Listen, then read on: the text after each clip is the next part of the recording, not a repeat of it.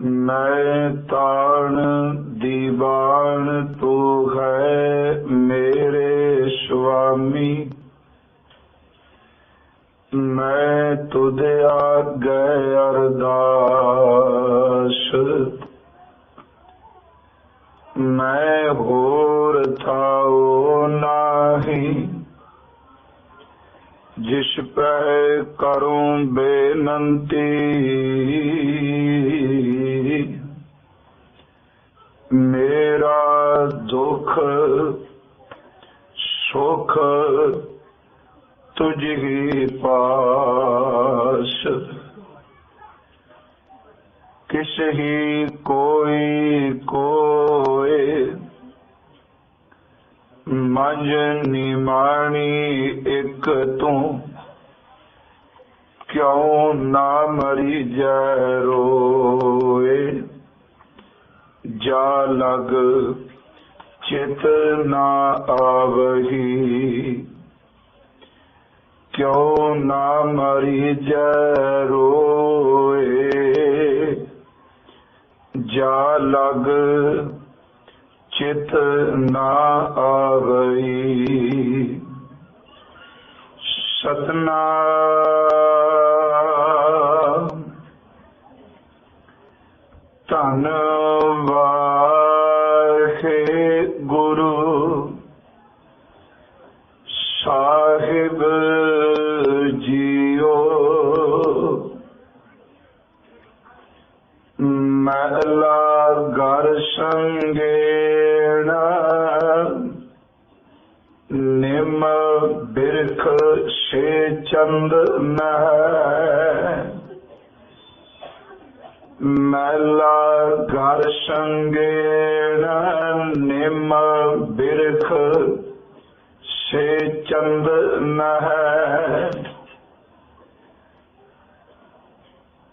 निकट बसंतो बांसो, नानक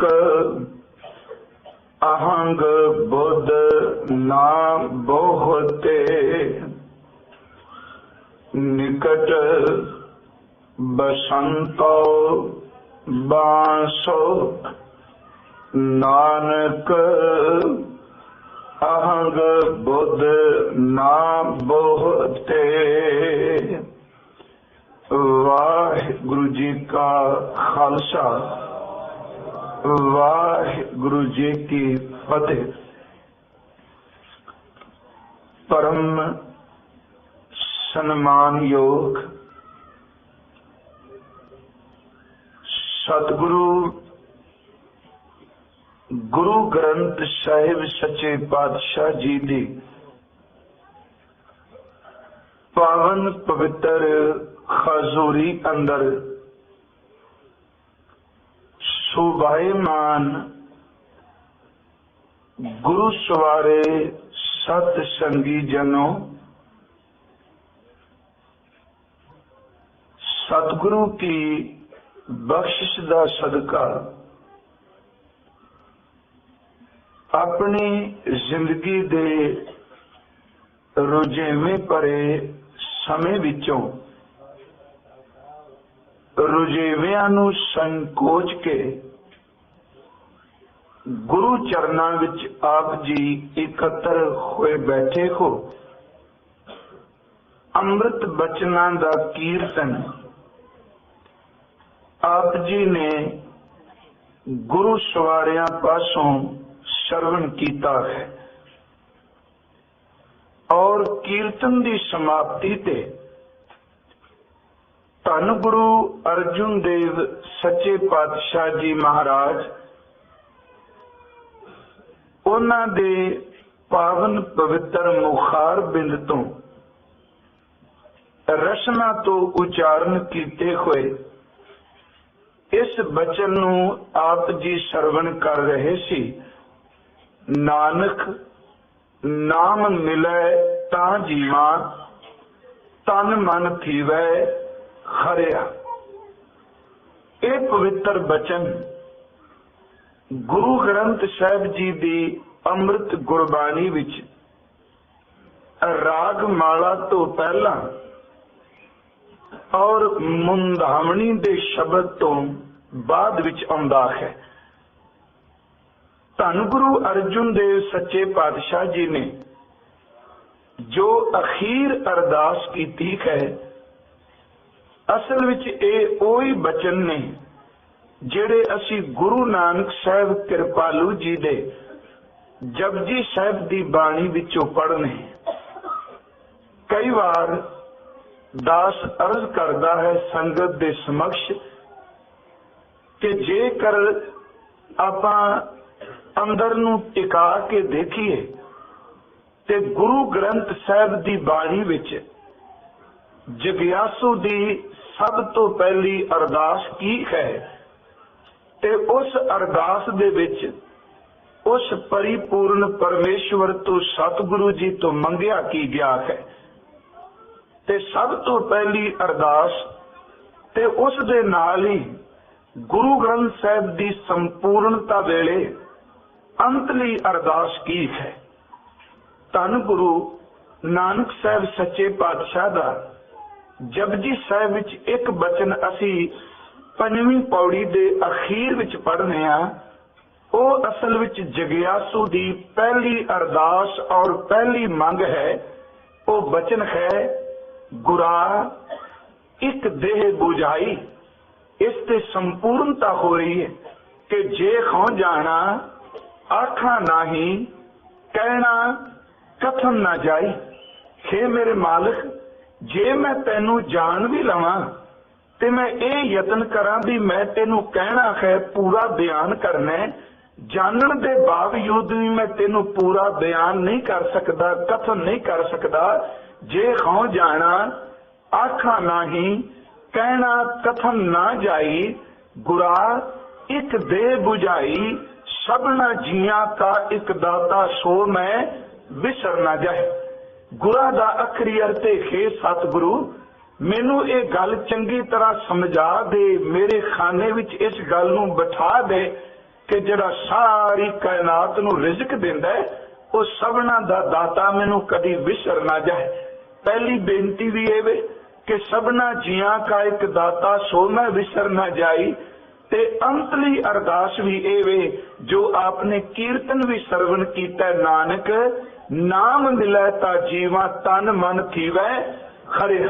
नाम मिल जाए, नाम नाल मन भी खिड़ेगा ते तन भी खिड़ेगा। ये गल कदी भुलिए ना। तन दी उदासी दा कारण ही केवल मन है।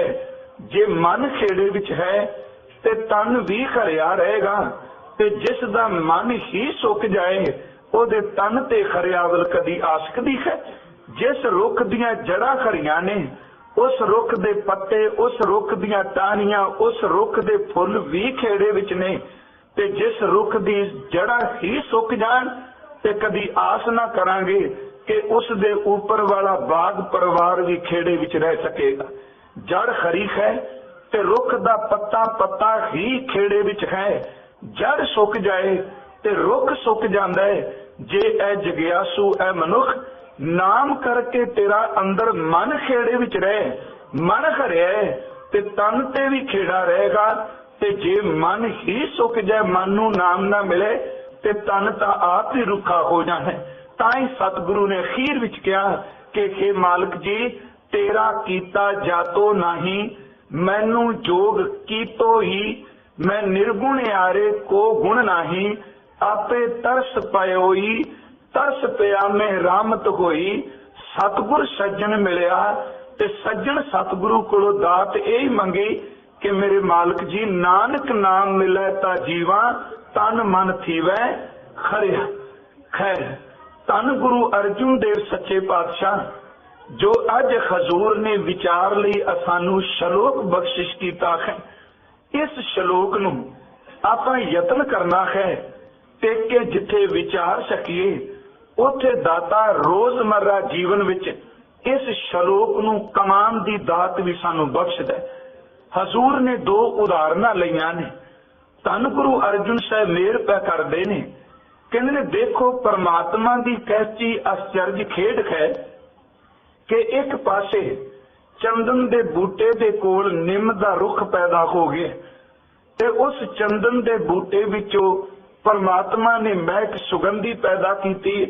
जदों थोड़ी जी तेज हवा चलदी है, चंदन दे बूटे विचों निकली कोई खुशबू, ओदे विचों निकली कोई सुगंधी जहर वर्गी कौड़ी निम नूं भी सुगंधित कर दिंदी है। पर कैसी बदकिस्मती, उसे चंदन दे बिल्कुल नेड़े बांस दा रुख है, वो सारी जिंदगी चंदन दे कोल रह के भी कदी चंदन दी सुगंधी नूं अपना नहीं सकदा। दो उदाहरणां दित्तियां। चंदन दे नेड़े निम है, निम दी कुड़तन होण दे बावजूद भी सुगंधी नाल भरपूर हो गई, ते दूजे पासे इन्ना उच्चा बांस दा रुख, वो रुख चंदन दे नजदीक होण दे बावजूद भी सुगंधी नूं मान नहीं सकिया। इहदा कारण की है? मेरे गुरु अर्जुन साहब जी ने ना ही फिर निचोड़ दे दिता। कह लगे, असल विच वास अहंकारी है, जिस कुल अंग बोधे हंकार वाली बिरती है, वो बंदा अपनी जिंदगी विच कदी भी कितों कोई गुण हासिल नहीं कर सकता।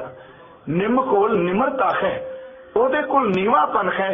निमरता वाले दी झोली विच गुण पैंदे ने। जिहड़ा हंकारी है, वास दी तरह वो चंदन दे नेड़े रह के भी कदी सुगंधी नहीं मान सकता। यह तो उदाहरण है दुनियावी तौर ते, केवल बाहरमुखी अखर ने। जदों आपां गुरु ग्रंथ साहिब दे बचन पढ़ने, सतगुरु दे कोल अनेकां तरह दे जीव आउंदे ने। कि हर बंदा कीर्तन सुन के उहदा जीवन पलट जांदा है? कि हर बंदे दा कथा कीर्तन करके जीवन पलटदा है? कि हर बंदे दा गुरु घर विच रह के जिंदगी भी तब्दीली आउंदी है?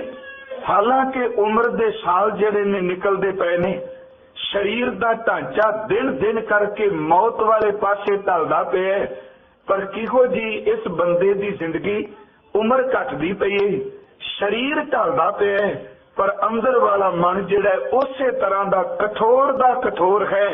गुरु नेड़े रह के भी इहदे विच तब्दीली नहीं आउंदी पई। इहदा कारण की है? आपां दोनों पख बाणी विचों लैणे ने। निमरता वाले झोली भरदे ने, हंकारी बंदा गुरु कोल रह के भी सखने दा सखना रह गया है। प्यारिओ, वास कोल क्यों नहीं सुगंधी आउंदी पई? चार बड़े औगण ने वड्डे वास दे विच। आपां बड़ी वारी परमान लिया। पहली गल, वास दे विच सब तो वड्डा औगण है, वो अपने उच्चेपन नूं छड्डण लई तैयार नहीं। दूजा, वास विच औगण इह वे, जे उच्चा है ते अंदरों बिल्कुल पोला, अंदरों बिल्कुल थोता है। दूजा औगण, तीजा औगण वास विच है कि इहदे हर पोरी तो बाद गंढ निकलदी पई है।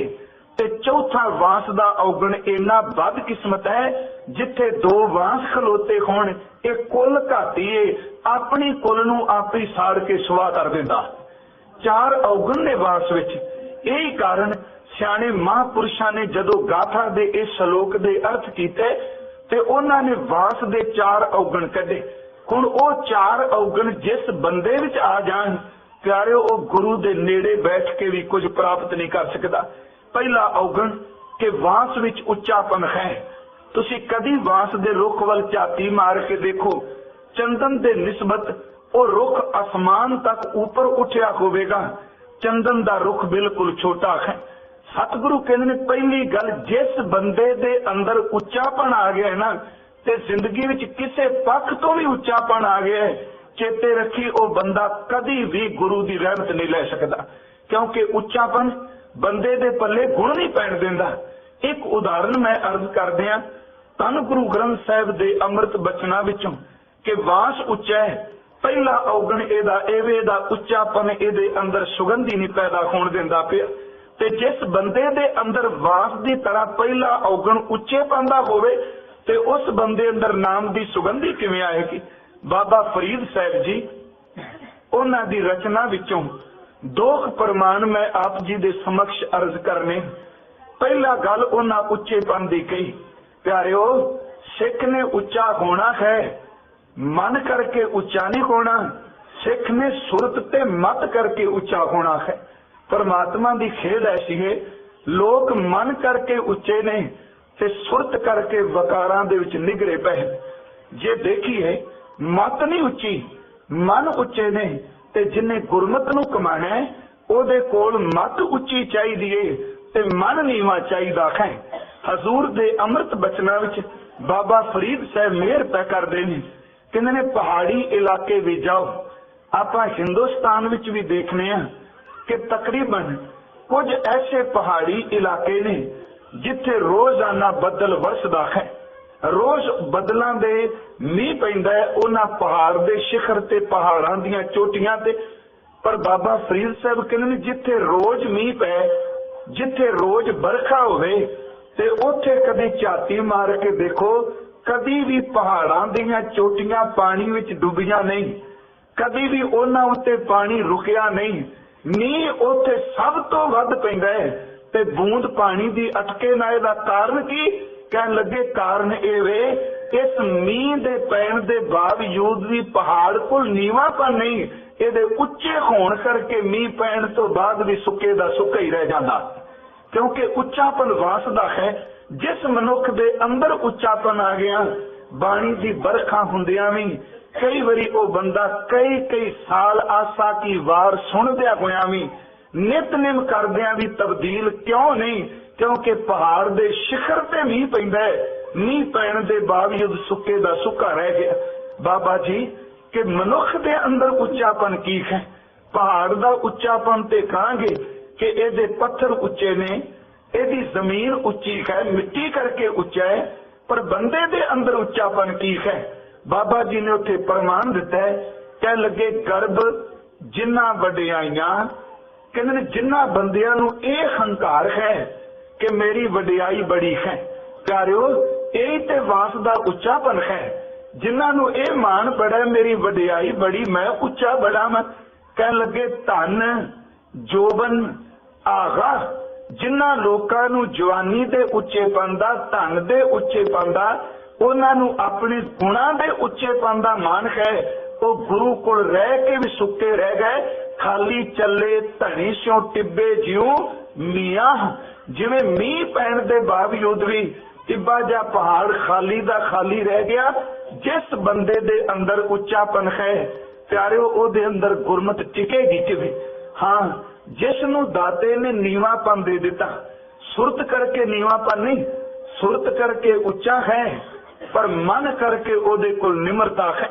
ਉਹਨੂੰ ਪਰਮਾਤਮਾ ਨੇ ਮਾਨਸਿਕ ਤੌਰ ਤੇ ਮਨ ਨੂੰ ਨੀਵਿਆਂ ਰੱਖਣ ਦੀ ਦਾਤ ਦਿੱਤੀ ਹੈ, ਉਹ ਕਿਸੇ ਦਿਨ ਪ੍ਰਵਾਨ ਹੋ ਜਾਂਦਾ ਹੈ।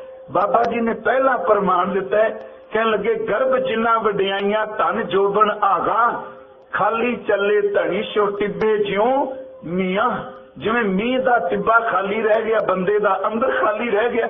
ਇੱਕ ਉਦਾਹਰਨ ਬੜੀ ਪੁਰਾਤਨ ਹੈ, ਭਾਵਾਂ ਕਿ ਇੱਥੋਂ ਤੇ ਬੱਚਿਆਂ ਨੂੰ ਤੇ ਸ਼ਾਇਦ ਇਹ ਉਦਾਹਰਨਾਂ ਸਮਝ ਨਾ ਪੈਣ।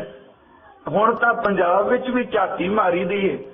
ਕਈ ਵਾਰੀ ਐਸੀਆਂ ਬਾਣੀ ਵਿੱਚੋਂ ਉਦਾਹਰਨਾਂ ਨੇ ਜਿਹੜੀਆਂ ਸਾਡੇ ਪੇਂਡੂ ਕਲਚਰ ਨਾਲ, ਪੇਂਡੂ ਸਭਿਅਤਾ ਨਾਲ, ਖਾਸ ਕਰਕੇ ਸਾਡੇ ਜ਼ਿਮੀਂਦਾਰੇ ਨਾਲ ਜੁੜੀਆਂ ਨੇ, ਤੇ ਆਮ ਤੌਰ ਤੇ ਉੱਥੇ ਵੀ ਸ਼ਹਿਰਾਂ ਵਿੱਚ ਰਹਿਣ ਵਾਲਿਆਂ ਨੂੰ ਸ਼ਾਇਦ ਇਸ ਗੱਲ ਦੀ ਸਮਝ ਨਾ ਪਏ।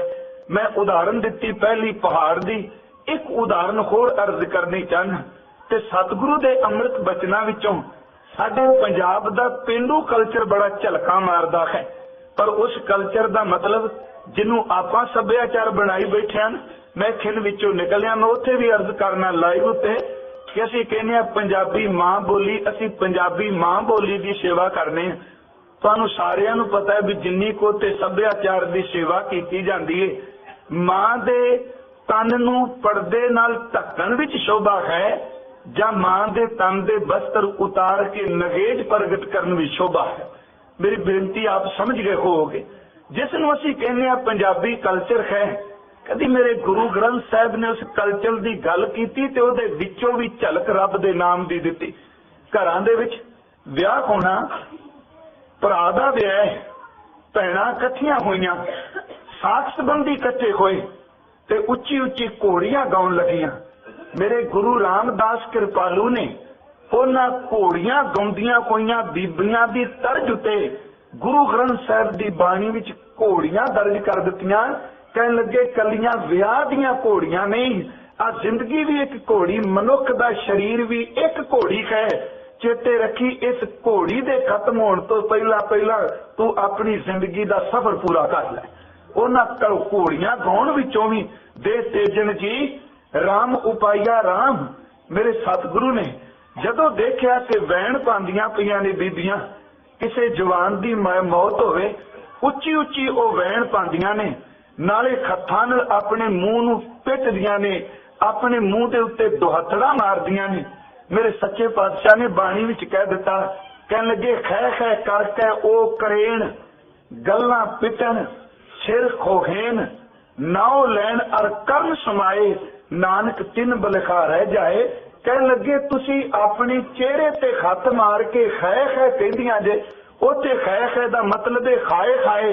कहन लगे खाए खाए दी थां खै खै कहन दी जाच सिखो कि खै तां केवल परमात्मा ही। कहंदे उच्ची उच्ची रोंदियां जे किसी इन्ना बिरहा विच आके साईं दे चरनां तो विछड़ियां जे उच्ची सरी किते सद लाओ ते इह जिंदगी सफल हो सके। रोने विचों भी बाबे ने प्यारे दे गीत गाउण दी जाच दिती। मैं एक दो खेनू उदाहरणा अपने विषय तो मैं थोड़ा जिहा निकलिया, पर यह जरूरी सी आप नाल सांझ करनी। गुरु ग्रंथ साहिब दी बाणी असीं पढ़ने, हजूर ने देखा कि जदों किसी दी मौत हुंदी सी ते पिंडां विच खास करके रवाण वास्ते, पिटाण वास्ते, बैण पाण वास्ते नैण आउंदी सी। उन्हें आके लागन ने विच खलो के उच्ची सारी वैन पवाने ते बीबियां ने उहदे पिछे रोना।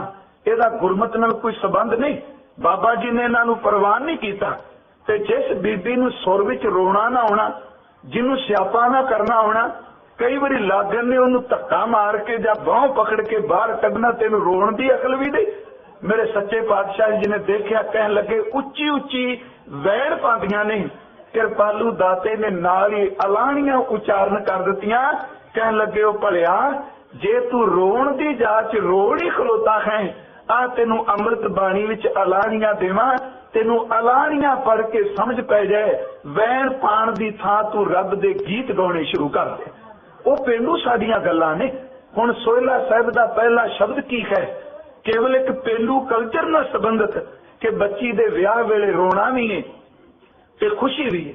जदों विआह करने आ, एक पासे हसदियां घर दे जी ते डोली तोड़दियां रोन लग पैंदे, खुशी विच ते बैराग विच दोनों गलियां। देखो जदों बरात तुरदी आई उदों वाजे वजे, जदों डोली तुरी वाजे उदों भी वजे, पर डोली दे नाल नाल रोण दी आवाज करना विच पई। एक पासे खुशी ते दूजे पासे रोना। इसदा मतलब ये सी भलिया कि देख जे परमात्मा ने खुशी दे वाजे भी बजाए ने, ये गल कदी भुली ना। डोली नहीं केवल उठदी, जे खुशी दे वाजे वजदे ने ते नाल अर्थी भी उठनी है। दोनों नूं इकट्ठियां कर दिता। बैराग भी सी ते उस दे अंदर चाव भी सी।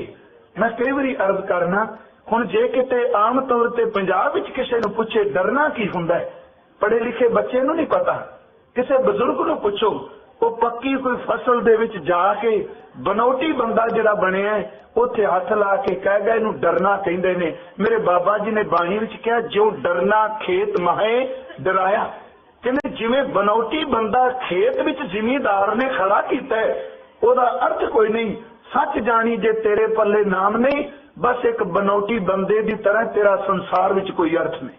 हजूर ने वह प्रमाण ले। मैं खैर अपने विषय वल आवां। बाबा फरीद साहब सब तो पुरातन जिहड़े भगत गुरु ग्रंथ साहिब विच ने ना, वो बाबा फरीद साहब है। क्योंकि बाबा जी दा आमद उन्हां दा जिहड़ा समां है वो सन 1173 है। चेते रखियो, गुरु ग्रंथ साहिब दी बाणी 1173 तो लैके 1604 तक तकरीबन 500 साल दी रूहानियत गुरु ग्रंथ साहिब दी बाणी विच हिंदुस्तान दी बंद पई, जिथे दाते ने रहमत की। बाबा फरीद साहब उन्होंने पहला प्रमाण लिया है। मैं अपने विषय वाल आवां। मीह पैंदा है, उच्चापन होने करके टिब्बा खाली दा खाली, सुके दा सुक्का रह गए। दूसरा उन्हें प्रमाण दिता, जिन्होंने रब ने नीवेपन की दात दे दी, नीवे रहन वाले एक दिन उच्चे चले जाते ने, ते जिउंदे जी उच्चे करके मान करने वाले एक दिन नीवे चले जाते। फिर इस बेनती नूं समझिए, जेड़े अपने आप नूं जिउंदियां नीवा कर लेंदे ने, अपने मन नूं नीवियां करदे ने, वो एक दिन पूजा दे, वो एक दिन सत्कार दे पात्र बनते। बाबा जी ने प्रमाण लिया कि चोर सी, जिवें आपां चोर शब्द वरतने हुशियारपुर दे इलाके विच अजे वरतने, पानी जिथे आउंदा साल बाद, जां सी नदी जां दरिया दा किनारा है, उच्ची उच्ची ओदे किनारे ते दब खलोती, जिमीदार आया जां सफा बनाने वाला आया, उन्हें आके उस दब नूं कट्टिया। नीवा रहन वाला कुछ लै जांदा है, उच्चेपन करन वाला हंकारी बांस की तरह खाली रह गए। दब नूं आके कट्टिया, रस्ते दे विच दब बखेर दित्ती। लंघण वाले लोग लंघे ने, माल डंगर लंघिया, मनुख लंघे ने, ओदे उत्तों गड्डे बैल गड्डियां लंघियां ने। कुछ दिनों तो बाद वो दब जदों अतदी नरम हो गई ते फिर ओदियां सफां, ओदी चटाई, इत्थों तक कि मसीत विच विछाण वाले मुसल्ले भी पहला दब दे तैयार कीते जांदे सन। मुसल्ला तैयार होया ते बाबा फरीद साहब कहंदे ने, देखो कि कल तक ये पैरां विच रुलण वाली दब सी, कल तक लोग की पशु की बैल गड्डियां हर बंदा इनू लताड़ के निकलदा है, ते अज उस दब दी सब बन गई, ओदा मुसल्ला बनया। मसीत विच लिया के ओनू विछाया, ठाकुर द्वारे पुजारी लै गया कि संगत दे बहन वास्ते धर्मशाला विच विछाया गया। हजूर कहंदे ने, देखो नीवेपन नू, अंदरों नीवे रहन वाले नू किन्ना सत्कार मिलिया। जिहड़ा कल तक पैरां विच रुलण वाली दब सी, अज मुसल्ला बन के मसीत विच परवानिया गया। धर्मशाला विच सब बना के विछाई ते लंघण वाले जदों लंघे, उन्हां ने सफ नू चुकिया ते सफ दे नाल लगी कोई मिट्टी अपने मस्तक ते ला लई। कहंदे ने, जेड़ा कल तक मिट्टी विच रुलण वाला सी, अज ओदी लगी कोई मिट्टी अपने मथे ते लांदे पए, क्योंकि ओदे अंदर दे नीवेपन ने ओनू उच्चापन दा दुआ दिता। मैं बेनती कर रहा, सब तो पहली गल कि वास विच उच्चापन है, उच्चा होण करके विचारा सुगंधी नू ग्रहण नहीं कर सकदा। ते बाबा जी ने बचन कीता है, कहंदे ने, फरीदा ठियो पवाही दब, जे साईं लोड़ै सब, जे तू अपने आप नू दब बना दें, सारियां विच साईं नू देखणी ते नीवापन लै आ। फरीदा ठियो पवाही दब, जे साईं लोड़ै सब, एक छिजै दयाल ताड़िए तां साईं दा दरबारिए। जेड़े अपने आप नू इतना नीवा रखदे ने, एक दिन वो साईं दे दर ते प्रवान हो जांदे। एक एक मैं वास दा अवगण साझा करके अगे तुरना। वास कोल उच्चापन है ते उच्चे रहन वाला कदी गुरु दी रहमत नहीं प्राप्त कर सकता। दूसरी उदाहरण कि वास जे उच्चा है ते अंदरों बिल्कुल पोला है। वास दी कोई पोरी तोड़ के देखो, कट के देखो, अंदरों बिल्कुल खाली है। एदा मतलब है आकरता बड़ी है पर गुण एक भी पल्ले नहीं, गुण रहत है, गुण ओदे कोल है नहीं। यही कारण कि गुरु ग्रंथ साहिब दी बाणी विच जेड़ा सिख रोज गुरु दी गल सुनदा है पर ओनू कमांदा नहीं, ओनू गुरु ग्रंथ साहिब ने वास नाल तुलना दिती है। कहंदे ने, वास अंदरों पोला है, एक पासों फूक मारी दूजे पासों निकल गई, उस पोले वास दे विच हवा कदी टिकदी है। साहिब दे अमृत बचन पढ़ने आ, कबीर साचा सतगुर क्या करे, जो सिखा में चूक, अंधे एक ना ला गई, जो बांस बजाइए फूक। वास दा पोलापन ते जेड़ा गुणा तो रहत है, जिदे पल्ले गुण कोई नहीं, मानो वो वास दी तरह पोलापन लैके तुरे। तीसरा वास विच औगण है, एदियां गंढां ने, हर पोरी जिते खत्म हुंदी है उथे एदी गंढ बाहर निकलदी है। साहब कहंदे ने, जेड़ा बंदा गंढां दी तरह अंदरों कपट रखदा है, जे गुरु कोल भी आवे अंदर दा कपट छड्डण नूं तैयार नहीं, अंदर दी गंढ गुरु कोल भी आके नहीं खोलदा। सच जानो इहो जिहा कपटी, इहो जिहा मीणा बंदा भी कई वारी बख्शिश तो वांझिया रह जांदा है। धन गुरु ग्रंथ साहिब दी बाणी पढ़ने, हजूर दे अमृत बचना विचों ना भाई साहब होनी जदों कीर्तन करके गए, इन्हां पहला शब्द पढ़िया सी कि पूता माता की आशीष, आशीष है ऐड़े नूं कन्ना लगा है, पूता माता की आशीष, निमख न बिसरो तुमको हर हर सदा भजो जगदीश। आम तौर ते दी उठान का महापुरुष कई बारी बीबी भानी साहब जी दे जीवन नाल जां गुरु अर्जुन साहब सच्चे पातशाह जी नूं मिली कोई असीस जां गुरु हरगोबिंद साहब दे जीवन नाल असीं मिलाने। मैं सोचना मन लो उठान का मन लीए। आखिर संबोधन जिहड़ा कीता पूता दा आखरी अर्थ है पुत्र के हे पुत्र तैनू मां दी असीस है। हर मां दी एक तीव्र इच्छा है। एक खिन विचों मैं निकल लगा वो इच्छा है कि मेरे पुत्र दे बस्तर माड़े ना होण। अपने तन दे बस्तर भावें वो पुराने लीरां चुकी फिरेगी पर अखां दी कुल्ली विच रहण वाली दी मां सोचदी है कि मेरे पुत्र दी तन दी पोशाक ना माड़ी होवे। दूसरा मां दे अंदर एक गल बैठी है पोशाक दे नाल मेरे पुत्र दी खुराक माड़ी ना होवे। आप भावें भुखी रहे अपने मुंह दियां बुरकियां कढ़ के बच्चे दे मुंह विच पाएगी। तीसरी गल कोई मां नहीं चाहती कि मेरे पुत्र दी संगत मेरे पुत्र दी सोसाइटी माड़ी होवे। इत्थों तक कि आप भावें उन्हें एक अखर भी ना विद्या दा सिखिया होवे अनपढ़ रहने वाली मां भी लोचदी है कि मेरा पुत्र इन्नी को पढ़ाई करे जे मैं नहीं पढ़ी मेरे पुत्र को लियाकत होवे। ये साडे दुनियावी लोकां दी मंग है पर जेड़ी गुरमती मां है गुरमत नूं मनण वाली मंगदी ओ भी तिन्ने चीजां खुराक पुत्र दी ओ भी मंगदी है पोशाक पुत्र दी ओ भी मंगदी है ते तलीम बच्चे दी संगत पुत्र दी ओ भी मंगदी है। पर प्यारिओ ओ मां जो शब्द तुसी सरवण कीता है मां कहंदी है हे परमात्मा मेरे पुत्र नूं पोशाक पत दी दई लोक परलोक इनू पत दा कपड़ा दई इहदी इज्जत नूं ढाके रखी। पोशाक पत दी दई खुराक इनू बाबे दी बाणी दे कीर्तन दा दई ते तलीम इनू रब दी बंदगी करन वालियां दी संगत दे दे। तीन शब्द असीं सुने ने कहन लगे पूता माता की आसीस निमख न बिसरो तुमको खारार सदा भजो जगदीश ते अमृत बचन है। हुणे भाई साहब उन्हीं गायन करके गए सतगुरु तुमको होए दयाला संत संग तेरी प्रीत कापड़ पत। सब तो पहला पत दा कपड़ा मंगे कि ए मां तू अपने बच्चे दी पत दी पोशाक मंग कापड़ पत परमेश्वर राखी ते खुराक की मंगी भोजन कीर्तन नीत कीर्तन दा भोजन मिल जाए पत दी पोशाक मिल जाए। सतगुरु तुमको होए दयाला संत संग तेरी प्रीत कापड़ पत परमेश्वर राखी भोजन कीर्तन नीत पत दा वस्त्र मिले कीर्तन दा भोजन मिले ते मेरा दाता मेहर करे बच्चे संत संग तेरी प्रीत बंदगी करन वालियां दे कोल बैठे तेनू रूहानियत दी तलीम किते मिल जाए। तेनी दाता मां अपने बच्चे लिए मंगदी। हुण देखो ये शब्द गुरु ग्रंथ साहिब दे गुजरी राग विच है ते शब्द गुरु अर्जुन देव दा।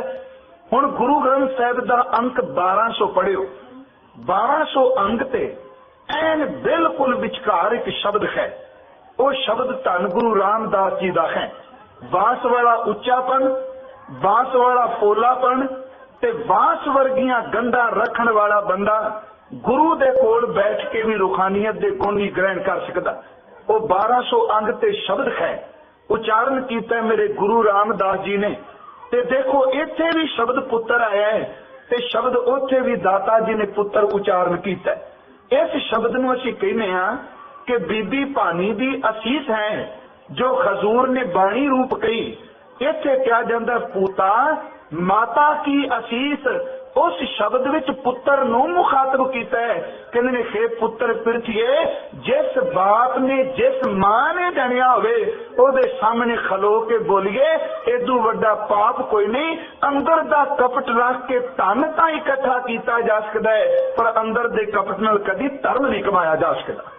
सतगुरु दा कदी वो शब्द पढ़ो कहन लगे काहे पूत झगड़त हो संग बाप। एक पासे पुत्र नूं एडी वड्डी असीस पूता माता की असीस ते दूजे उत्थे 1200 अंग ते गुरु रामदास कहंदे ने पुत्र बाप दे सामने बोलने। साहब ने कृपालू जी ने बचन कहे हजूर फरमांदे ने काहे पूत झगड़त हो संग बाप जिनके जने बडीरे तुम हो 300 झगड़त पाप। जिस धन का तुम गर्भ करत हो सो धन किसै ना आप जिस कपट नाल तू धन इकट्ठा करने धन कदी नाल नहीं निभदा बेटे, नाल निभण वाली चीज है ते केवल परमेश्वर दा नाम। आपां फिर अपने विषय ते मुड़िए। वास दा उच्चापन, वास दा पोलापन ते वास दियां कपट वालियां गंढां, ओदे अंदर दी बिरती जिहड़ी है कदी ओदे अंदर सुगंधी नहीं पैदा होण दिंदी। चौथा वास विच औगण है कि कुल घाती है। जिथे दो वास खलोते ने उन्हां दे रगड़न दी देर है, रगड़न विचों अग निकलदी है ते अग नाल खलोते हुए अपने निक्के निक्के वास दे बूटियां नूं साड़ के सवाह करदी है। साहब कहंदे प्यारिया, जे वास कुल घाती आपस विच रगड़दा है ते जेड़ा बंदा वास दी तरह कुल घाती ईरखालू है, सच जाणो ईरखा अपना आप तां साड़दी है। तीन तरह दे बंदे मिलदे ने। भाई साहब कल कह रहे सन ढाडी सिंह, एक निंदक, दूजा चुगलखोर ते तीजा ईरखालू। पर चेते रखियो, निंदक कदी कुछ नहीं बिगाड़ सकता, क्योंकि जिन्नी कोई निंदिया करदा, हाँ ये रब मेहर करे कि अपना अंदर साफ होवे। अपना अंदर ते मेरा पलीत है ते लोकी मेरे पलीत पुणे की गल करन ते मैं उदाहरणा दई जा। बाबे नानक नूं भी ते लोकां कहा ही सी ना। हुण जे बंदा पूछे भी बाबे नानक दा रब रूप निरंकार ने आकार बनाया, अपना अंदर शुद्ध होवे ते निंदिया फलदी है। जे अपना अंदर ही पलीत होवे ते लोग कहण तेरे च औगण ने ते कही जी कोई नहीं जी, निंदिया ते दुनिया करदी हुंदी, ये गल नहीं। देखो बाबा जी ने बाणी विच एक बचन कह के हृदय शुद्ध जो निंदा होए, तेरा हिरदा पवित्र होवे ते कोई तेरे ते दोष लाए ते परवाह ना करी। ते प्यारिया, जे तेरा अपना अंदर ही मलीनता नाल भरिया ते फिर तेनू सोचना पएगा भी जो कुछ मेरे बारे कहा जा रहा है, मैं अंदर वाले शीशे विच झाती मारा। कहन लगे हृदय शुद्ध जो निंदा होए, जे अंदर तेरा पवित्र है, फिर चेते रखियो निंदिया हमरे कपड़े निंदक धोए। देखो निंदिया कुछ नहीं बिगाड़दी, निंदिया अंदर नूं निर्मल करदी है। ते जिहड़ी चुगली है ना, ये कुछ बिगाड़ पाती, क्योंकि निंदिया जे बचा दिंदी। आपां कहांगे कि निंदिया ते चुगली विच अंतर है। जदों कोई निंदिया करदा है उदों कोई गल नहीं भी बोली जाएगा। जदों कोई चुगली करदा है ना, चुगली दा मतलब हुंदा है किसे दी कोई गल होवे ओदे अर्थ बदल के दूजे तक पहुंचा देनी कि तेरे बारे तां ओह कह रहा सी। चुगली कुछ नुकसान करदी है, पर चेते रखियो ईरखा वो कदी किसी का नुकसान नहीं करती। ईरखा असल विच जिहड़ा करदा ओहदे अंदर नूं साड़ी जाती है। ईरखालू बंदे दा अपना अंदर सड़दा, ईरखालू ने किसी का नुकसान की कर लेना। ईरखा करेगा तो अपनी खून साड़ना है। बाबा जी ने क्या कहन लगे प्यारिया कि वास विच चौथा औगण है कुल घाती है। ते जिहड़ा बंदा ईरखालू होवे, जिहड़ा बंदा अंदरों थोथा होवे, जेड़ा बंदा अंदरों कपटी होवे, जेड़ा बंदा अंदरों हंकारी होवे, सच जानी ओदे विच गुरु दे नेड़े रह के भी सुगंधी नहीं भरी जाती। चार औगण ने बड़े वड्डे वास विच, पर गुरु ग्रंथ साहिब दे अमृत बचनां विचों देखिए नेड़े रहन वाले निक्के निक्के रुख जेड़े ने वो सुगंधी नाल भरे जांदे ने, पर वड्डा वास उसे तरह थोथा रह गया। कबीर साहिब दे दो श्लोक ने, कहंदे कबीर चंदन का बिरवा भला। बिरवा दा अखरी अर्थ हुंदा रुख, छोटा जिहा रुख। कहंदे चंदन दा रुख किन्ना कु भला है। दोनों श्लोक इकट्ठे ने। कहंदे बेडियो ढाक पलाश, उस चंदन दे बूटे नूं ढक पला ने चार चफेरियों घेरिया हुए हैं। कबीर चंदन का बिरवा भला, बेडियो ढाक पलाश, ओए पी चंदन होए रहे बसे जो चंदन पास। जेड़ा चंदन दे कोल रहा ओदे विच भी महक आ गई। गुरु ग्रंथ साहिब ने तां ही बाणी विच कहा है, कहन लगे तुम चंदन हम इरंड बापड़े, संग तुम्हारे बासा, नीच रूख ते ऊंच पैख है गंध सुगंध निवासा। हजूर कहंदे ने निक्का जिहा चंदन दा रुख ਉਹ नेड़े रहन वाले ढक पला झाड़ियां नूं घाह नूं सुगंधी दे गया, पर बदकिस्मती ਉਹਦੇ नेड़े खलोता वास सी। अगला बचन कहंदे ने कबीर बांस वडाई बूढ़िया। इत्थे पाठ डूबिया नहीं, पर अर्थ दे डूबे ही करांगे। कहंदे ने कबीर बांस वडाई बूढ़िया, इयों मत डूबो कोए, चंदन का निकटै बसै, पर शब्द अगे वे बांस सुगंध ना होए। निक्के निक्के घाह दे तिनके तां सुगंधी नाल भरे जांदे ने, पर बांस दा उच्चापन ਉਹਦੇ ਅੰਦਰ ਸੁਗੰਧੀ ਨਹੀਂ ਪੈਦਾ ਹੋਣ ਦਿੰਦਾ। ਮੇਰੇ ਕਿਰਪਾਲੂ ਗੁਰੂ ਕਲਗੀਧਰ ਸੱਚੇ ਪਾਤਸ਼ਾਹ, ਉਹਨਾਂ ਦੀ ਸਿਫਤ ਵਿੱਚ ਅਨੇਕਾਂ ਵਿਦਵਾਨਾਂ ਨੇ ਕਾਵ ਰੂਪ ਵਿੱਚ ਵੀ ਵਾਰਤਕ ਰੂਪ ਵਿੱਚ ਵੀ ਕਲਮ ਚਲਾਈ ਹੈ। ਇੱਕ ਸੇਵਾ ਪੰਥੀ ਮਹਾਂਪੁਰਸ਼ ਹੋਏ ਨੇ ਭਾਈ ਸੇਵਾ ਰਾਮ, ਉਹਨਾਂ ਨੇ ਸਾਧ ਭਾਖਾ ਵਿੱਚ ਇੱਕ ਛੋਟਾ ਜਿਹਾ ਗ੍ਰੰਥ ਲਿਖਿਆ ਸੀ। ਉਹਦਾ ਨਾਮ ਹੈ ਪਰਚੀ 10ਵੇਂ ਪਾਤਸ਼ਾਹ ਦੀ, ਕਿ 10ਵੇਂ ਪਾਤਸ਼ਾਹ ਦੀਆਂ ਸਾਖੀਆਂ ਤੇ ਬੜੇ ਬੜੇ ਗੂੜ ਬਚਨ ਉਹਨਾਂ ਕੀਤੇ ਨੇ। ਕੁਝ ਗ੍ਰੰਥ ਐਸੇ ਨੇ ਜਿਹੜੇ ਅਸੀਂ ਲੋਕ ਅੱਜ ਕੱਲ ਭੁੱਲ ਚੁੱਕੇ ਹਾਂ। ਕਦੀ ਪਾਰਸ ਭਾਗ ਕਿਸੇ ਨੂੰ ਮਿਲੇ ਹੈ ਥੋੜਾ ਜਿਹਾ ਵਿਖਮ ਪੜਨ ਵਿੱਚ, ਕਿਉਂਕਿ ਸਾਧ ਬੋਲੀ ਹੈ, ਪਰ ਉਸ ਪਾਰਸ ਭਾਗ ਦੇ ਅੰਦਰ ਤਕਰੀਬਨ ਸਾਰੀਆਂ ਗੱਲਾਂ ਅੰਦਰ ਦੀਆਂ ਹੀ ਕੀਤੀਆਂ। ਉਸ ਭਾਈ ਸੇਵਾ ਰਾਮ ਜੀ ਨੇ ਆਪਣੀ ਪਰਚੀ ਵਿੱਚ ਇੱਕ ਬਚਨ ਕੀਤਾ ਹੈ। ਸਵਾਲ ਕਰਦੇ ਨੇ ਗੁਰੂ ਗੋਬਿੰਦ ਸਿੰਘ ਜੀ ਨੂੰ ਕਿ ਸੱਚੇ ਪਾਤਸ਼ਾਹ ਦੇਖੋ ਅੱਜ ਦੇ ਵਿਸ਼ੇ ਨਾਲ ਮਿਲਦਾ ਹੈ। ਇੱਕ ਪਾਸੇ ਅਸੀਂ ਕਹਿੰਦੇ ਹਾਂ ਹਰ ਜੀਵ ਪਰਮਾਤਮਾ ਦਾ ਪੁੱਤਰ ਹੈ। ਬਾਣੀ ਵਿੱਚ ਅਸੀਂ ਪੜ੍ਹਦੇ ਹਾਂ ਕਹੋ ਕਬੀਰ ਇਹ ਰਾਮ ਕੀ ਅੰਸ਼, ਕਿ ਹਰ ਜੀਵ ਜਿਹੜਾ ਪਰਮਾਤਮਾ ਦੀ ਅੰਸ਼ ਹੈ। ਪਰ ਕਹਿੰਦੇ ਨੇ ਜੇ ਇਹ ਪਰਮਾਤਮਾ ਦਾ ਪੁੱਤਰ ਹੈ, ਪਰਮਾਤਮਾ ਦੀ ਅੰਸ਼ ਹੈ, ਤੇ ਫਿਰ ਇਹ ਵਕਾਰੀ ਕਿਉਂ? ਇਹਨੂੰ ਵਕਾਰਾਂ ਨੇ ਕਿਉਂ ਘੇਰਿਆ? ਜੇ ਰਾਮ ਕੀ ਅੰਸ਼ ਹੈ, ਅਸੀਂ ਪੜ੍ਹਨੇ ਆ ਕਿ ਸਭ ਮੈਂ ਜੋਤ ਜੋਤ ਹੈ ਸੋਏ, ਜੇ ਉਸ ਦੀ ਜੋਤ ਹੈ ਉਹਦੀ ਅੰਸ਼ ਹੈ, ਫਿਰ ਇਸ ਅੰਸ਼ ਨੂੰ ਮਾਇਆ ਨੇ ਕਿਉਂ ਘੇਰਿਆ? ਇਸ ਉਸ ਪੁੱਤਰ ਨੂੰ, ਰੱਬ ਦੇ ਪੁੱਤਰ ਨੂੰ ਮਾਇਆ ਦੇ ਸੰਗਲ ਵਕਾਰਾਂ ਦੇ ਸੰਗਲ ਕਿਉਂ ਪਏ ਨੇ? ਤੇ ਗੁਰੂ ਸਾਹਿਬ ਬਹੁਤ ਸੋਹਣਾ ਉੱਤਰ ਦਿੰਦੇ ਨੇ। ਕਹਿੰਦੇ ਨੇ ਭਾਈ ਕਿ ਬਾਦਸ਼ਾਹ ਦਾ ਪੁੱਤਰ ਉਹਨੂੰ ਕਿਹਾ ਜਾਂਦਾ ਹੈ ਸ਼ਹਿਜ਼ਾਦਾ।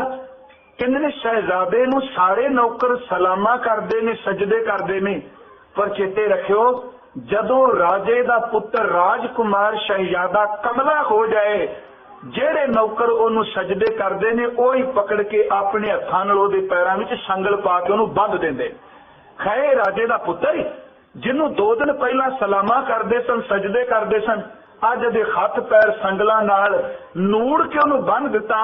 ਕਹਿੰਦੇ ਨੇ ਪਿਆਰਿਓ ਖੈਰ ਤਾਂ ਇਹ ਅੰਦਰ ਵਾਲਾ ਰਾਮ ਕੀ ਅੰਸ਼, ਪਰ ਜਦੋਂ ਨਾਮ ਨੂੰ ਭੁੱਲ ਕੇ ਕਮਲਾ ਹੋ ਜਾਂਦਾ ਹੈ ਨਾ, ਤੇ ਸੱਚ ਜਾਣਿਓ ਕਮਲੇ ਹੋਣ ਦੀ ਦੇਰ, ਜਿੰਨਾ ਇਹਦੇ ਹੁਕਮ ਵੀ ਚੱਲੇ ਉਹ ਇਹਨੂੰ ਬੰਧਨ ਬਣ ਕੇ ਸੰਗਲ ਬਣ ਕੇ ਕੁੱਟ ਕੇ ਬੰਨ੍ਹ ਦਿੰਦੇ। ਬਾਬਾ ਜੀ ਨੇ ਬਾਣੀ ਵਿੱਚ ਫਰਮਾਇਆ, ਆਪਾਂ ਪੜ੍ਹਨੇ ਆ ਬਿਨ ਨਾਮੈ ਜਗ ਕਮਲਾ ਫਿਰੈ, ਨਾਮ ਤੋਂ ਬਿਨਾਂ ਸਦਾਈ ਹੋਇਆ ਪਿਆ ਸੰਸਾਰ, ਬਿਨ ਨਾਮੈ ਜਗ ਕਮਲਾ ਫਿਰੈ।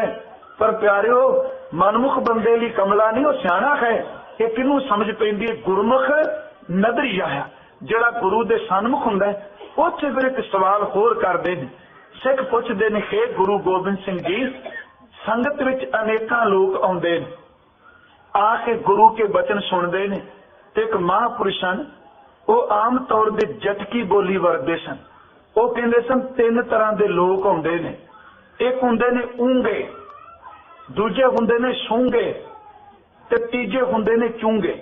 ਉਹ ਸ਼ਬਦ ਸਿੱਧੇ ਜਿਹੇ ਪੇਂਡੂ ਸਨ। ਊਂਗੇ ਦਾ ਮਤਲਬ ਉਹ ਕਹਿੰਦੇ ਸਨ ਆ ਗਏ ਚਲੋ ਟਾਈਮ ਪਾਸ ਕਰੀਏ, ਗੁਰਦੁਆਰੇ ਗਏ, ਧਰਮਸ਼ਾਲਾ ਵਿੱਚ ਗਏ, ਕੋਈ ਮਸਜਿਦ ਵਿੱਚ ਗਿਆ, ਉੱਥੇ ਜਾ ਕੇ ਬੈਠਾ, ਹਵਾ ਵਾਵਾ ਠੰਡੀ ਸੀ, ਬਾਹਰੋਂ ਧੁੱਪ ਦਾ ਚੱਲਿਆ ਸੀ, ਥੋੜੀ ਜਿਹੀ ਹਵਾ ਠੰਡੀ ਆਈ ਤੇ ਨਾਲ ਹੀ ਸੌਂ ਗਿਆ। ਉਹ ਘੜੀ ਪਿੱਛੋਂ ਸਿਰ ਨਾਲ ਦੇ ਤੇ ਸੱਟਦਾ, ਉਹ ਫਿਰ ਗੋਡੇ ਨੂੰ ਹੱਥ ਲਾ ਕਹਿੰਦਾ ਤਕੜਾ ਉੱਠ, ਤਾਂ ਉਹ ਊਂਗੇ ਆਏ, ਕੋਈ ਸੁਣਿਆ ਸੌਂ ਗਏ। ਦੂਜੇ ਹੁੰਦੇ ਨੇ ਸੂੰਗੇ, ਉਹਦਾ ਮਤਲਬ ਹੁੰਦਾ ਵੀ ਗੁਰਦੁਆਰੇ ਕੀ ਹੁੰਦਾ ਪਿਆ ਹੈ, ਕਿਹੜੇ ਕਿਹੜੇ ਬੰਦੇ ਆਏ, ਅੱਜ ਕਿਹੜਾ ਕਿਹੜਾ ਬੋਲਿਆ, ਕੀ ਕੁਝ ਬੋਲਿਆ। ਪਿਆਰਿਓ ਉਹ ਕੇਵਲ ਸੁੰਗਣ ਹੁੰਦੇ ਨੇ ਵੀ ਇੱਥੇ ਹੋ ਕੀ ਰਿਹਾ ਹੈ। ਤੀਜੀ ਤਰ੍ਹਾਂ ਦੇ ਭਾਵਨਾ ਵਾਲੇ ਆਉਂਦੇ ਨੇ ਜਿਹੜੇ ਊਂਗੇ ਸੂੰਗੇ ਨਹੀਂ, ਚੂੰਗੇ ਦਾ ਅਰਥ ਉਹ ਕੇਵਲ ਰਸ ਨੂੰ ਚੂਸਣ ਵਾਸਤੇ ਆਉਂਦੇ ਕਿ ਜੋ ਕੁਝ ਸੁਣਾਇਆ ਜਾ ਰਿਹਾ ਹੈ, ਜੋ ਕੁਝ ਗਾਇਆ ਜਾ ਰਿਹਾ ਹੈ, ਜੋ ਕੁਝ ਪੜ੍ਹਿਆ ਜਾ ਰਿਹਾ ਹੈ, ਮੇਰਾ ਇਹਦੀ ਜ਼ਿੰਦਗੀ ਵਿੱਚ ਕੀ ਅਰਥ ਹੈ। ਮੇਰੇ ਕਲਗੀਧਰ ਜੀ ਨੂੰ ਸਵਾਲ ਕੀਤਾ ਉਹਨਾਂ ਸੱਚੇ ਪਾਤਸ਼ਾਹ ਕਿ ਜਗਿਆਸੂ ਆਉਂਦੇ ਨੇ, ਆਏ ਆ ਕੇ ਬਾਣੀ ਵੀ ਸੁਣਦੇ ਨੇ, ਕੀਰਤਨ ਵੀ ਸੁਣਦੇ ਨੇ, ਤੇ ਕਰਨੇ ਵੀ ਅਸੀਂ ਕੀਰਤਨ। ਤੇ ਮੈਂ ਤਾਂ ਬੇਨਤੀ ਕਰਨਾ ਹੁੰਦਾ ਵੈਸੇ ਰੋਜ਼ਮर्रा ਜੀਵਨ ਦੀ ਇੱਕ ਡਾਇਰੀ ਬਣਾ ਲੈਣੀ ਚਾਹੀਦੀ ਅੰਦਰ। ਮਨ ਨੂੰ ਰਾਤ ਸੋਹਿਲਾ ਸਾਹਿਬ ਪੜ੍ਹਨ ਲੱਗਿਆ ਪੁੱਛ ਲੈਣਾ ਚਾਹੀਦਾ, ਮਨਾ ਅੱਜ ਇੰਨੇ ਤੂੰ ਝੂਠ ਬੋਲੇ ਨੇ, ਇਹ ਬੋਲਣ ਤੋਂ ਬਿਨਾਂ ਵੀ ਤੇਰਾ ਸਰ ਸਕਦਾ ਸੀ। ਵੈਸੇ ਤਾਂ ਬੋਲਣਾ ਨਹੀਂ ਚਾਹੀਦਾ, ਇਹ ਬੋਲਣ ਤੋਂ ਬਿਨਾਂ ਵੀ ਤੇਰਾ ਸਰ ਸਕਦਾ ਸੀ। ਅੱਜ ਇੰਨੀ ਵਾਰੀ ਤੇਰੇ 'ਚ ਮਲੀਨ ਫੁਰਨੇ ਉੱਠੇ, ਤੂੰ ਆਪਣੇ ਆਪ ਨੂੰ ਰੋਕ ਨਹੀਂ ਸਕਦਾ।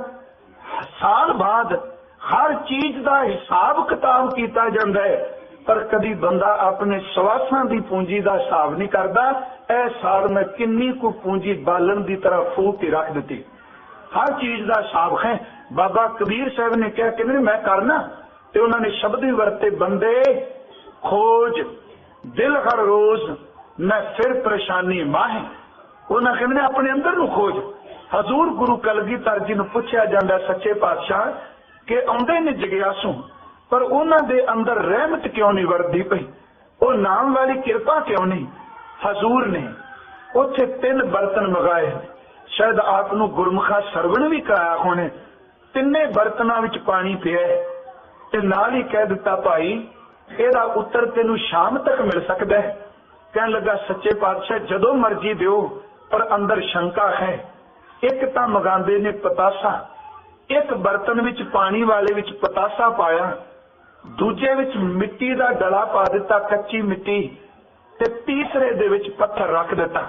कहंदे ने शाम तक इन्हां भांडियां कोल आई ते तेनू उत्तर मिलेगा तेरे प्रश्न दा कि इन्ने लोग आउंदे ने, हर बंदे दा जीवन क्यों नहीं पलटदा पिया। शाम दे वेले ओ आया ते हजूर ने कहा पहला झाती मार कि तू जिथे पत्थर रखिया सी, उन्हें जदों पानी में हथ मारिया ते जिस तरह दा जिन्ना पत्थर जिन्ने आकार दा सी ओही हाथ विच आया, उत्तों थोड़ा जिहा भिज्या, बस हाथ दी तली रखण दी देर सी, उसे वेले ओही पत्थर जिहड़ा फिर सुक्के दा सुक्का ते कठोर रह गया। हजूर कहंदे ने दूजे पासे हाथ मार, उन्हें मिट्टी वाले भांडे च हथ मारिया, पानी दे विच मिट्टी तां घुली सी, पर घुलण तो बाद भी वो फिर थल्ले तह विच बह गई। जदों खत मारिया ते वो जम्मी कोई मिट्टी खत विच फिर उत्ते आ गई। जदों तीसरे बर्तन विच क्या झाती मार ते कहंदे ने खत मारिया ते विचों कुछ मिले ना। सच्चे पातशाह इस विच पतासा पाया सी, पर लभदा कुछ नहीं पिया। पत्थर भी मिल गया, मिट्टी भी घुली कोई मिल गई, ते पतासा पता नहीं किथे चला गया। हजूर कहंदे ने 3 तरह की बिरती वाले लोग इसे तरह गुरु दर ते आउंदे। एक वो ने जिहड़े पत्थर की तरह आए, अंदर रंचक मात्र भी असर नहीं, रुखा तो लैके आए, 2 घड़ियां बाणी सुनी, कीर्तन सुनिया, कथा सुनी, उसे रुखेपन नूं लैके वापस चले गए। दूजी तरह दे उस मिट्टी दे डले की तरह ने जिहड़े सुनते ने 2 घड़ियां पिघलते जरूर ने, जरूर मन कहंदा बहिंदियां भी अज जिहड़ी कथा सुनी, कीर्तन सुनिया, मना मन जाना चाहिए केवल 4 दीवारी तक। जिन्नी देर तक बैठे ने उन्नी देर तक मिट्टी की तरह अंदर घुलदा है, बाहर जाके देखिए वही मैलापन फिर कायम रह जाता है, वही गल्लां, वही अंदर दे लक्षण। तीजे आउंदे ने गुरु की कृपा वाले पतासे की तरह आए ने, घुल के पानी का रूप हो जाते ने। उन्हां घुलिया होइयां नूं कोई पानी तो अलहदा नहीं कर सकता, ते जिहड़े अंदरों घुल जाते ने सच जाने उन्हां नूं बाबे दी बाणी तो अलहदा कोई नहीं कर सकता। 3 तरह की जगियासू ने। मेरे हजूर कृपालू जी ने मेहर की, कहने प्यारिया कि निम चंदन दे नेड़े है, ओदे विच सुगंधी भरी गई, पर वास खाली दा खाली रह गया, क्योंकि वास गुण ग्राहक नहीं, ओदे कोल गुण ग्रहण करन दी शक्ति नहीं। गुरु ग्रंथ साहिब दी बाणी विचों कुछ प्रमाण आप नाल सांझे करने ने।